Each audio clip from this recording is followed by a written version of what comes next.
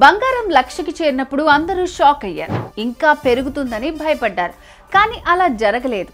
ఆ ఒక్కరోజు తప్ప ఇంకెప్పుడు లక్షకి చేరుకోలేదు.